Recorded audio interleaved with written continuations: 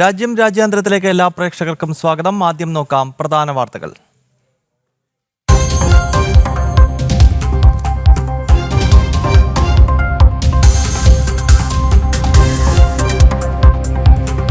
Russian president Vladimir പുടിനുമായി ഫോണിൽ സംസാരിച്ച പ്രധാനമന്ത്രി നരേന്ദ്രമോദി.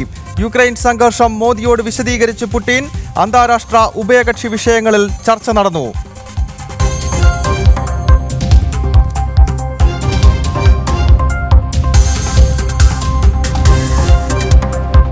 അമേരിക്കയുമായുള്ള പ്രതിരോധ ഇടപാടുകൾ നിർത്തിവെച്ച് ഭാരതം. RF-P-81 ബോയിംഗ് എയർക്രാഫ്റ്റുകൾ വാങ്ങാനുള്ള പദ്ധതിയും മരവിപ്പിച്ചു. നടപടി അമേരിക്ക അധിക താരിഫ് ചുമത്തിയതിന് പിന്നാലെ പ്രതിരോധ മന്ത്രിയുടെ വാഷിംഗ്ടൺ യാത്രയും റദ്ദാക്കി.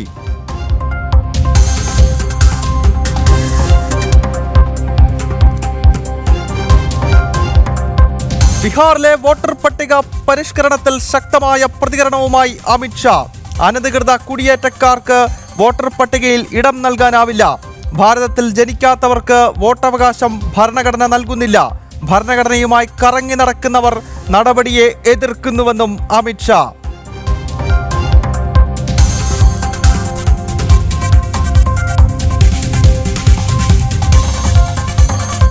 വടക്കുകിഴക്കൻ മേഖലയ്ക്ക് പ്രത്യേക കൈത്താങ്ങുമായി കേന്ദ്ര സർക്കാർ.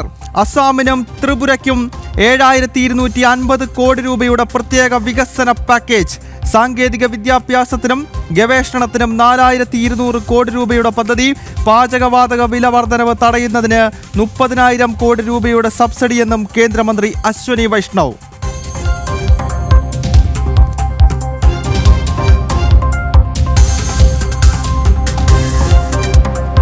തെരഞ്ഞെടുപ്പ് കമ്മീഷനെതിരായ ആരോപണങ്ങളിൽ പരാതി നൽകാതെ രാഹുലും കോൺഗ്രസും. രേഖാമൂലം പരാതി എന്തിനെന്ന് പ്രിയങ്ക വാദ്ര. തോൽവികളിലെ ജാള്യത മറയ്ക്കാനാണ് പരാമർശങ്ങളെന്ന് BJP. രാഹുലിന്റെ ആരോപണങ്ങൾ തള്ളി ടിക്കാറാം മീണയും.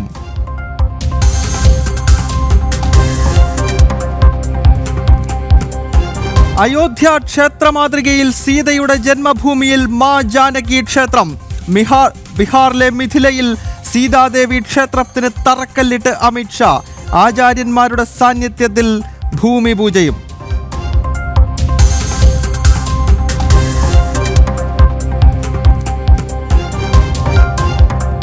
പാകിസ്ഥാനിലും ബംഗ്ലാദേശിലും അഫ്ഗാനിലും ഹിന്ദു വേട്ട രൂക്ഷം. ഹിന്ദുക്കൾ ഉൾപ്പെടെ ന്യൂനപക്ഷങ്ങൾക്കെതിരെ ബംഗ്ലാദേശിൽ കഴിഞ്ഞ 4 വർഷത്തിൽ നടന്നത് 3582 ആക്രമണങ്ങൾ. പാകിസ്ഥാനിൽ 334 കേസുകൾ. പാർലമെന്റിൽ കണക്കുകൾ പുറത്തുവിട്ട് കേന്ദ്രമന്ത്രി കീർത്തിവർദ്ധൻ സിംഗ്.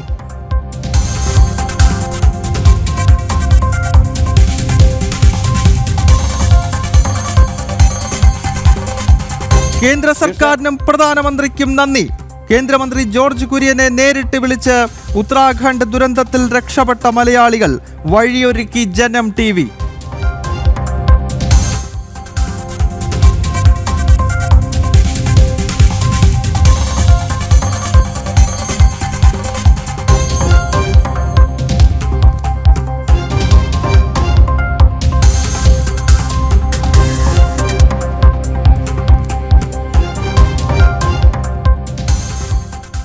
വിശദമായ വാർത്തകൾ പരിശോധിക്കാം. റഷ്യൻ പ്രസിഡന്റ് വ്ളാഡിമിർ പുടിനുമായി ടെലിഫോണിൽ സംസാരിച്ച് പ്രധാനമന്ത്രി നരേന്ദ്രമോദി. കഴിഞ്ഞ ദിവസം റഷ്യയിൽ എത്തിയ ഭാരതത്തിൻ്റെ ദേശീയ സുരക്ഷാ ഉപദേഷ്ടാവ് അജിത് ഡോവൽ റഷ്യൻ പ്രമുഖ നേതാക്കളുമായി കൂടിക്കാഴ്ച നടത്തിയിരുന്നു. ആ കൂടിക്കാഴ്ചയ്ക്ക് ശേഷമാണ് ഇന്നിപ്പോൾ പ്രധാനമന്ത്രി നരേന്ദ്രമോദി റഷ്യൻ പ്രസിഡന്റ് വ്ളാഡിമിർ പുടിനുമായി ടെലിഫോണിൽ സംസാരിച്ചത്.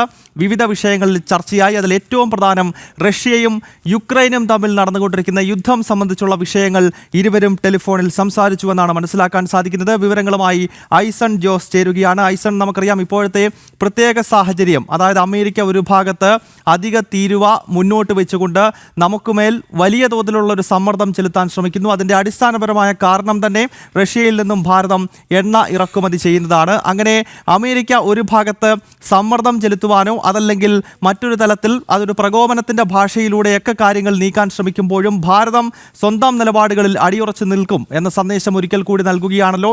എന്തായാലും ഈ ടെലിഫോൺ സംഭാഷണം, പ്രത്യേകിച്ച് പ്രധാനമന്ത്രി നരേന്ദ്രമോദി നരേന്ദ്രമോദിയും റഷ്യൻ പ്രസിഡന്റ് വ്ളാഡിമിർ പുടിനുമായുള്ള ഈ സംഭാഷണത്തെ എങ്ങനെയാണ് വിലയിരുത്താൻ സാധിക്കുക? ഐസൻ.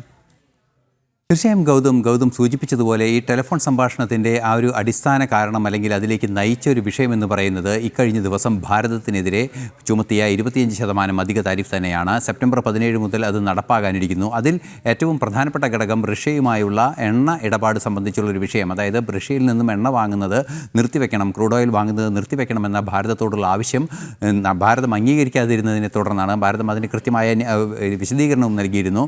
ഭാരതത്തിൻ്റെ ഊർജ്ജ ആവശ്യങ്ങളിൽ മറ്റു രാജ്യങ്ങൾ ഇടപെടേണ്ടതില്ല എന്ന നിലപാട് കൃത്യമായി അറിയിക്കുകയും ചെയ്തു. ഇതിന് പിന്നാലെയാണ് 25% അധിക താരിഫ് ഏർപ്പെടുത്തിയത്.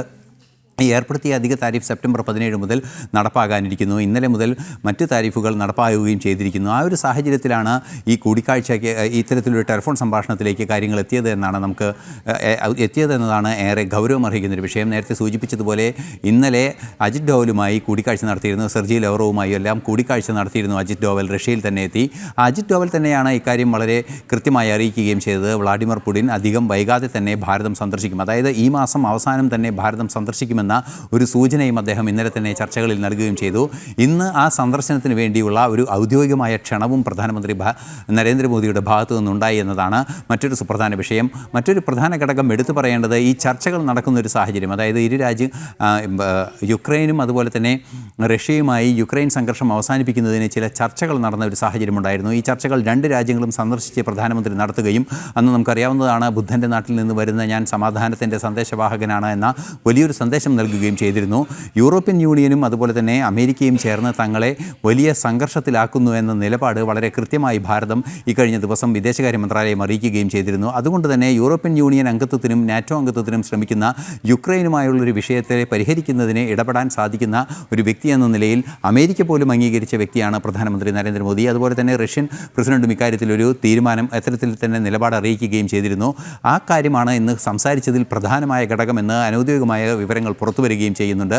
ഈ സാഹചര്യങ്ങളെല്ലാം തന്നെ ചേർത്ത് വായിക്കുമ്പോൾ റഷ്യ യുക്രൈൻ സംഘർഷം നിലനിൽക്കുന്ന ഒരു പശ്ചാത്തലത്തിൽ റഷ്യയുമായുള്ള ബന്ധം അവസാനിപ്പിക്കണമെന്ന് അമേരിക്ക ഭാരതത്തോട് പറഞ്ഞ ആ വേളയിൽ തന്നെ ഭാരതം അതിന് തയ്യാറല്ലെന്ന് തീർച്ചയായും കൃത്യമായി പറയുകയും ആ പറഞ്ഞതിന് പിന്നാലെ തന്നെ റഷ്യൻ പ്രസിഡന്റ് ആ മാസം തന്നെ, അതായത് ഈ താരിഫ് പ്രഖ്യാപിച്ച മാസം തന്നെ റഷ്യൻ പ്രസിഡന്റ് ഭാരതം സന്ദർശിക്കുകയും ചെയ്യുന്നു എന്നത് വലിയൊരു സന്ദേശമാണ് നൽകുന്നത്. ആ സന്ദേശം തന്നെയാണ് ഇന്നത്തെ ചർച്ചയുടെ ഏറ്റവും പ്രധാനപ്പെട്ട ഘടകം. ഔദ്യോഗിക ക്ഷണവും അതുപോലെ തന്നെ ഒരു വിഷയമാണ്.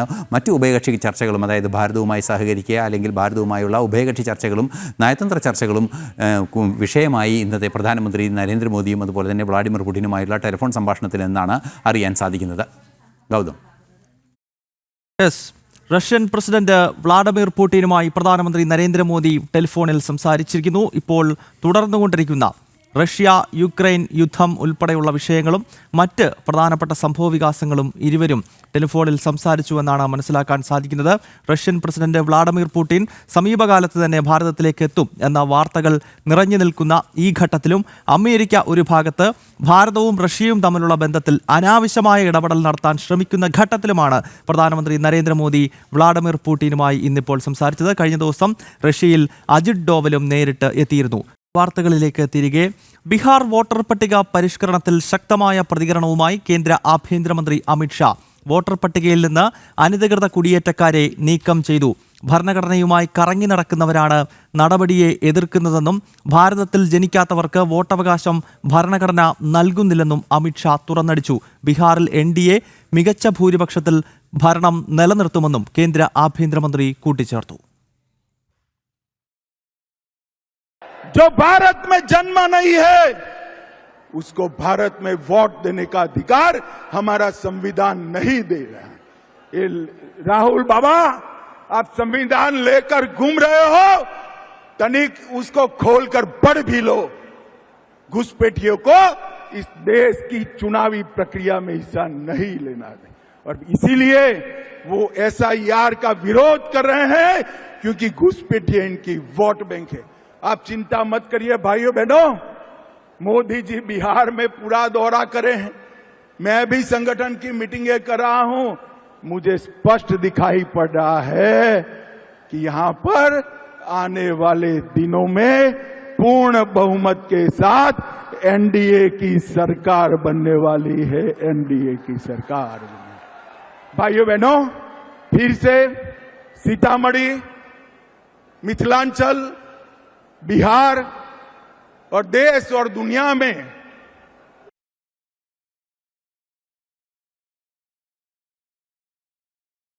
ജിഷ്ണു കൃഷ്ണൻ നൽകും കൂടുതൽ വിവരങ്ങൾ. ജിഷ്ണു, ബീഹാറിൽ തെരഞ്ഞെടുപ്പ് റാലിയിൽ സംസാരിക്കുന്ന ഘട്ടത്തിൽ നിലപാട് കൃത്യമായി പറയുകയാണ് കേന്ദ്ര ആഭ്യന്തരമന്ത്രി അമിത്ഷാ. രാജ്യത്തിന്റെ ഭരണഘടന ഒരിടത്തും ഇത്തരത്തിൽ അനധികൃത കുടിയേറ്റക്കാർക്ക് വോട്ടവകാശം നൽകണമെന്ന് പറയുന്നില്ല. ഈ രാജ്യത്ത് ജനിച്ചവർക്കാണ് ഇവിടെ വോട്ടവകാശമുള്ളത്. എന്നാൽ ഭരണഘടനയുമായി കറങ്ങി നടക്കുന്ന ആളുകളാണ് ഈ അനധികൃത കുടിയേറ്റക്കാരെ നമ്മുടെ വോട്ടർ പട്ടികയ്ക്കകത്ത് കുത്തിനിറയ്ക്കണം എന്ന് പറയുന്നത് എന്ന് കേന്ദ്ര ആഭ്യന്തരമന്ത്രി അമിത്ഷാ തുറന്നടിക്കുന്നു. മാത്രമല്ല, ബീഹാറിൽ വരാൻ പോകുന്ന തെരഞ്ഞെടുപ്പിൽ NDA അധികാര തുടർച്ച നേടും എന്ന കാര്യം കൂടി അദ്ദേഹം ചൂണ്ടിക്കാണിക്കുന്നുണ്ടല്ലോ. വിശദാംശങ്ങൾ.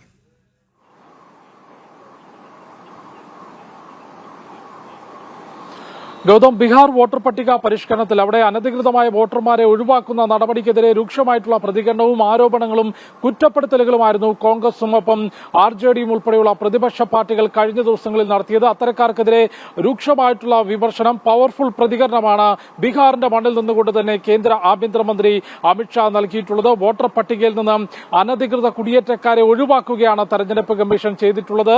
ഈ ഭരണഘടനയുമായി കറങ്ങി നടക്കുന്ന രാഹുൽ അതുകൊണ്ട് കറങ്ങി നടന്നാൽ മാത്രം പോരാ, അതെടുത്ത് പഠിക്കണം.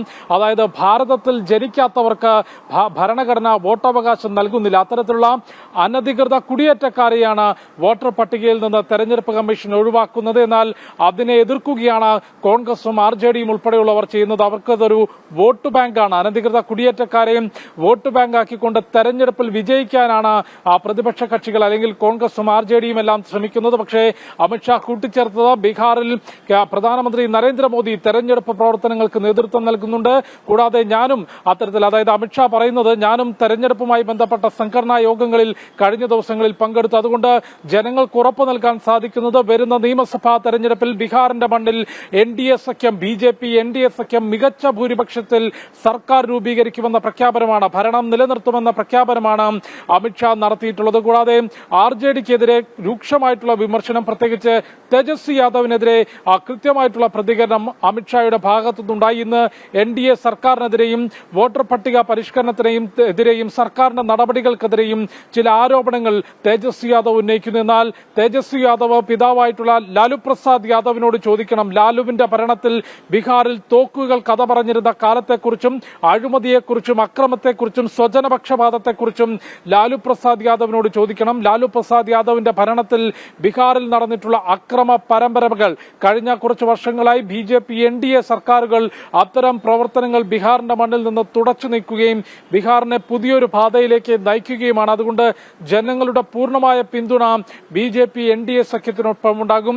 ഓപ്പറേഷൻ സിന്ദൂറിനെ പോലും ചോദ്യം ചെയ്തുകൊണ്ട്, സൈനിക നടപടികളെ പോലും ചോദ്യം ചെയ്യുകയാണ് ലാലു പ്രസാദ് ആൻഡ് കമ്പനി ചെയ്തിട്ടുള്ളത് എന്ന പ്രതികരണം കൂടി അമിത്ഷാ നടത്തിയിട്ടുണ്ട്. അത്തരത്തിൽ ബീഹാർ വോട്ടർ പട്ടിക പരിഷ്കരണത്തിൽ അനധികൃത കുടിയേറ്റക്കാരെ വോട്ടർ പട്ടികയിൽ നിന്ന് പുറത്താക്കുന്ന നടപടിയെ ചോദ്യം ചെയ്യുന്ന കോൺഗ്രസിനും RJDക്കും ബീഹാറിൽ വോട്ടർ പട്ടികയിൽ അനധികൃത കുടിയേറ്റക്കാരെ ഒരു കാരണവശാലും ഉൾപ്പെടുത്തില്ല. രാജ്യത്തിന്റെ ഭരണഘടന വിഭാവനം ചെയ്തിരിക്കുന്നത് ഈ രാജ്യത്ത് ജനിച്ചവർക്ക് മാത്രമാണ് ഇവിടെ വോട്ടവകാശമുള്ളത്.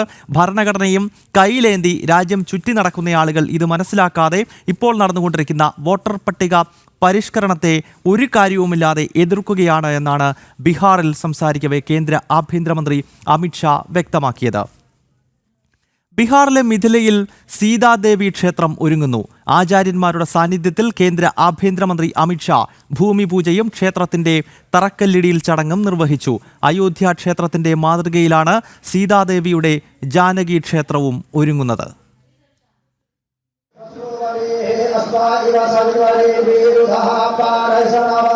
കാശി ഉൾപ്പെടെ രാജ്യത്തിന്റെ വിവിധ പുണ്യകേന്ദ്രങ്ങളിൽ നിന്നുള്ള ആചാര്യന്മാരുടെ സാന്നിധ്യത്തിൽ പ്രത്യേക പൂജകളോടെ സീതാദേവിയുടെ ജന്മഭൂമിയിൽ മാ ജാനകി ക്ഷേത്രത്തിന്റെ ഭൂമി പൂജയും തറക്കല്ലിടൽ ചടങ്ങും കേന്ദ്ര ആഭ്യന്തരമന്ത്രി അമിത്ഷാ നിർവഹിച്ചു. അയോധ്യയിലെ രാമക്ഷേത്രത്തിന്റെ മാതൃകയിലാണ് ബീഹാറിൽ മിഥിലയിൽ സീതാമർഹിയിലെ പുനൗരാധാമിലുള്ള ജാനകി ക്ഷേത്രം പണിതുയർത്തുന്നത്.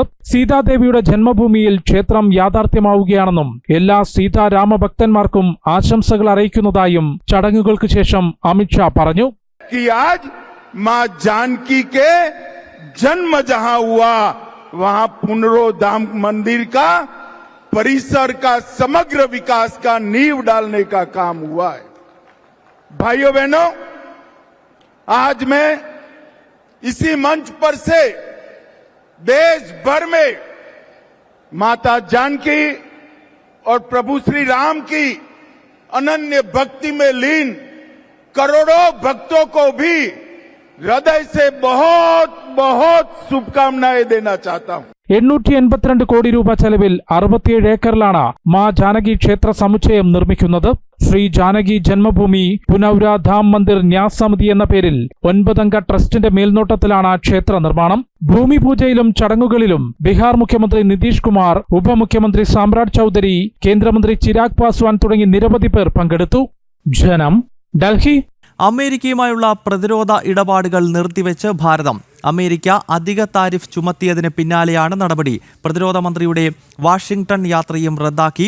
6 P-81 ബോയിംഗ് എയർക്രാഫ്റ്റുകൾ വാങ്ങാനുള്ള പദ്ധതിയും മരവിപ്പിച്ചു. വിവരങ്ങൾ ഐസൺ ജോസ് നൽകും. ഐസൺ, ഒരു ഭാഗത്ത് അമേരിക്ക വലിയ തോതിലുള്ള പ്രകോപനം ഭാരതത്തിനുമേൽ നടത്താൻ ശ്രമിക്കുന്ന ഈ ഘട്ടത്തിലാണല്ലോ ഇപ്പോൾ ഇത്തരത്തിലുള്ള പ്രതിരോധ ഇടപാടുകൾ പൂർണ്ണമായി നിർത്തിവെക്കാൻ ന്യൂഡൽഹി തീരുമാനമെടുക്കുന്നത്. മാത്രമല്ല, പ്രതിരോധ മന്ത്രി രാജ്നാഥ് സിംഗ് നടത്താനിരുന്ന വാഷിംഗ്ടൺ യാത്രയും റദ്ദാക്കിയെന്നാണ് മനസ്സിലാക്കാൻ കഴിയുന്നത്. വിവരങ്ങൾ ഗൗതം, ഇപ്പോൾ നമുക്ക് ലഭ്യമാകുന്ന വിവരങ്ങളനുസരിച്ച് പ്രധാനമന്ത്രി നരേന്ദ്രമോദി ഡൊണാൾഡ് ട്രംപുമായി നടത്തിയ കൂടിക്കാഴ്ച, അമേരിക്ക സന്ദർശന വേളയിൽ നടത്തിയ കൂടിക്കാഴ്ചയിലാണ് ഇത്തരമൊരു ചർച്ചകൾക്ക് തന്നെ വഴിവെച്ചത്. അതിൽ പ്രധാനമായും നേരത്തെ സൂചിപ്പിച്ചതുപോലുള്ള വിമാനം വാങ്ങുന്നതിന് P-81 വിമാനം വാങ്ങുന്നതിനുള്ളൊരു ധാരണ, P-81 ബോയിങ് നാവികസേനയ്ക്ക് വേണ്ടി വാങ്ങുന്ന ഒരു ധാരണയുണ്ടായിരുന്നു. 6 വിമാനങ്ങൾ വാങ്ങാനായിരുന്നു ചർച്ചയായത്. ധാരണയൊന്നും എത്തിയിട്ടില്ല എങ്കിൽ കൂടി അത്തരത്തിലൊരു ചർച്ചകൾ പുരോഗമിക്കുകയായിരുന്നു. അതുപോലെ തന്നെ കവചിത വാഹനങ്ങളും ജാവലിൻ മിസൈലുകളും ഒക്കെ വാങ്ങുന്നത് സംബന്ധിച്ച ഒരു ചർച്ച നടന്നിരുന്നു. ഭാരതവുമായുള്ള ഒരു ട്രേഡ് ഡെഫിസിറ്റ്, വലിയ തോതിലുള്ള ട്രേഡ് ഡെഫിസിറ്റ് കുറയ്ക്കുന്നതിനെ ഈ ഡിഫൻസ് പർച്ചേസ് ഉൾപ്പെടുത്തണമെന്നൊരാവശ്യം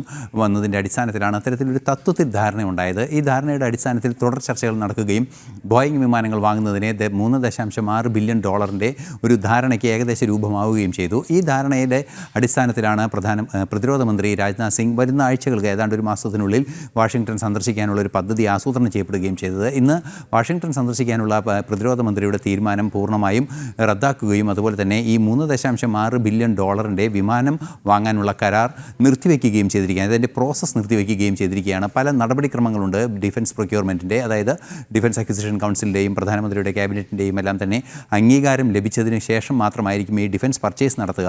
അതിനുവേണ്ടിയുള്ള നടപടിക്രമങ്ങൾ പാലിച്ചുകൊണ്ട് നടപടിക്രമങ്ങൾ ഒന്നൊന്നായി പുരോഗമിക്കേണ്ടതുണ്ട്.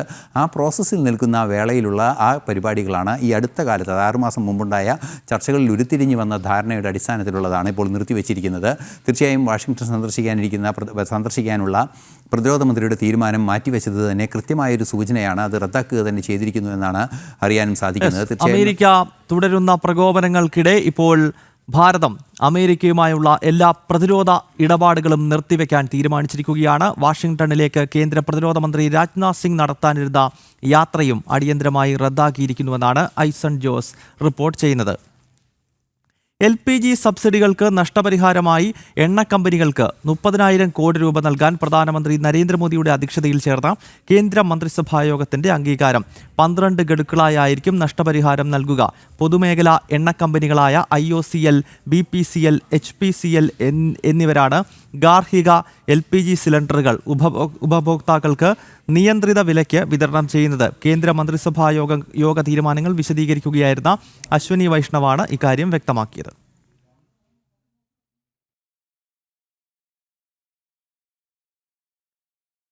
കേന്ദ്ര മന്ത്രിസഭാ യോഗത്തിൽ അസാമിനും ത്രിപുരയ്ക്കും 7,250 കോടി രൂപയുടെ പ്രത്യേക വികസന പാക്കേജ് അനുവദിച്ചു. വടക്കുകിഴക്കൻ മേഖലയുടെ വികസനത്തിന്റെ പാതയിലെന്ന് കേന്ദ്രമന്ത്രി അശ്വനി വൈഷ്ണവ്. സാങ്കേതിക വിദ്യാഭ്യാസത്തിനും ഗവേഷണത്തിനും 4,200 കോടി രൂപയുടെ പദ്ധതിയും മന്ത്രിസഭായോഗം അംഗീകാരം നൽകി.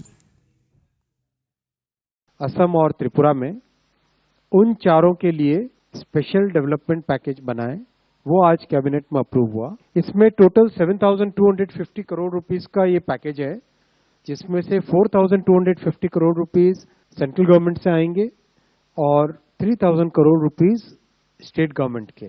तीसरा बड़ा फैसला लिया गया कि राज्य सरकारों के जो टेक्निकल एजुकेशन के इंस्टीट्यूशंस हैं उनको सपोर्ट करना, उसमें ट्रांसफॉर्मेशन लाना, उसके लिए 4,200 करोड़ रुपए का एक प्रोग्राम सैंक्शन हुआ है. हम सब जानते हैं IIT IIM का एक सिस्टम है, बहुत उसका एक लेवल विश्व भर में जाना माना जाता है. NITs का सिस्टम है, दुनिया भर में उसको माना जाता है, मान्यता प्राप्त है.